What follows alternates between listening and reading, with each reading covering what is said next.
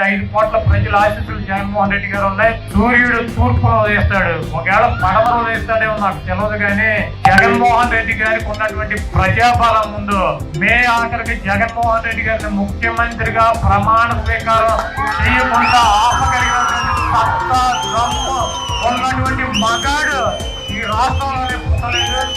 జగన్మోహన్ రెడ్డి గారు నమ్ముకుంది ఆ పైన ఉన్నటువంటి దేవుణ్ణి, ఇక్కడ ఉన్నటువంటి ప్రజల్ని. నేను మంచి చేస్తే నాకు ఓటేయని చెప్పి దమ్ముగా ధైర్యంగా మాట్లాడగలిగినటువంటి ఏకైక ముఖ్యమంత్రి భారతదేశ చరిత్రలోనే జగన్మోహన్ రెడ్డి గారు.